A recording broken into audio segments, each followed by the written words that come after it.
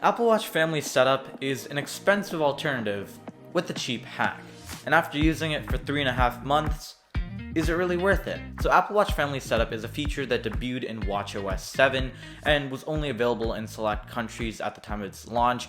Now it's in Canada. Well, it has been for about a year now. And basically the premise of it is that an Apple Watch using Family Setup can work entirely independent of an iPhone. It's really meant for older senior members in a family who don't have an iPhone or younger children who can't handle an iPhone. And each Apple Watch that uses Family Setup can actually have its own number as well as its own cellular plan. However, there are some lost features because, well, an Apple Watch that works independently of an iPhone won't have some iPhone-dependent features. And some of these features kind of surprised me. So some of the features that are gone are ECG, blood oxygen sensing, sleep, irregular heart rhythm notifications, and cycle tracking. And there are also some apps that don't support it. So some of Apple's own apps, that would be news, shortcuts, podcasts, but any other apps on the App Store that are iPhone dependent won't be supported on Apple Watch Family Setup. Now, what kind of surprises me is the amount of health features that are missing from Apple Watch Family Setup.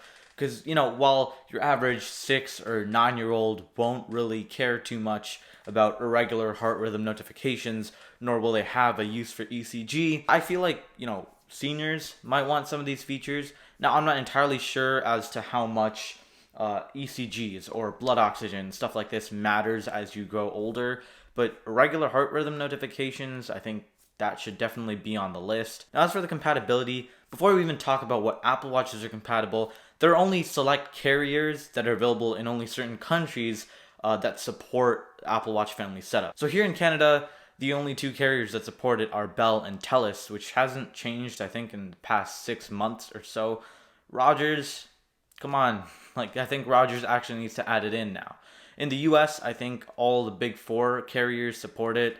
I don't really know US carriers, so I will leave a link down below to what carriers are supported in what countries in the description. But moving on to the actual Apple Watch compatibility, this is where it gets bad. So only the Apple Watch Series 4 and later, or the Apple Watch SE, are supported, and that too only the cellular models. That means that the minimum price you'd have to pay to buy a new Apple Watch that supports Family Setup is $329 US for a 40mm GPS and cellular Apple Watch SE. And that is only $70 cheaper than an iPhone SE, which has like a million times the features that the Apple Watch SE does. $329 US is also the same price as a base iPad. And for Canada, the minimum price is $429 US. Now for most kids, the 40mm size should be fine. I have the 44, and it's not so much about the size of the screen that I find it's just easier to navigate because it's larger.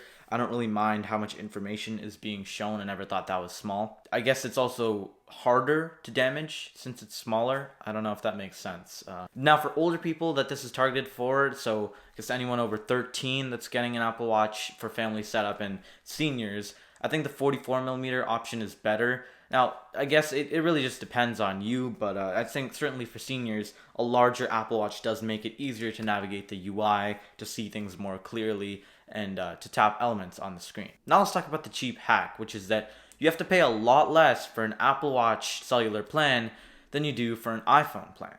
Now, for me, my use case is very different. I have an iPhone. It's just that I don't have data on this, and I have data on this. And that sounds dumb, but I assure you it is not. Now, I kind of cheese the system because the Apple Watch is a hand-me-down, so the whole expensive thing doesn't apply to me, but the cheap hack still does. And the reason being is just that I don't need data on my phone. I just straight up don't need data on my phone because it's Corona and I'm not really going out to places where I would need data on my phone. And for me, I don't really need data for anything more than calling and texting. So this is fine for me. And I think that ties directly into the kids because a phone can kind of be distracting. And this is just so much, I guess, less motivating than a phone to just keep on going through and scroll through and play with.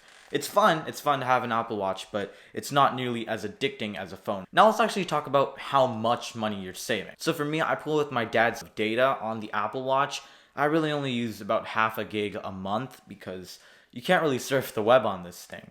But a similar plan like that on the phone would cost 30 or 40 Canadian dollars. I only have to pay 5 for what I get on the watch. And like I said, it's because you can't really use the internet on this. Well, those $25 on that could go to this would definitely make me be able to text and use the internet in a much more fun and enjoyable way. It's not worth it for me because I don't need to do that. But for many people who might be considering this, if you want to do that, if you want to be able to actually, if you need to be able to actually use the internet when you're out and like the web and all your good phone things, then this might not be for you. And if you're actually going to buy an Apple Watch for your kid with the intent of using Family Setup, if they do need to use the internet while they're out, and if they actually do need to, be able to surf the web and do stuff there, then this is probably not for you. So lastly, is it worth it? And I think the answer is yes, but it's very niche. It's really for younger kids who can benefit from calling and texting, but don't really need or should have a phone yet. It's got all the good stuff, calling, texting, GPS, stuff like that, but it does come with the fact that it's less distracting, I guess also less easy to break. And I think that if you're over 13 or so, there's Apple Watch Family Setup doesn't really apply because, once you get into teenage and stuff and you're in high school, it's a lot more beneficial to have the full internet experience and just carry a phone around rather than having this Apple Watch just for calling and texting.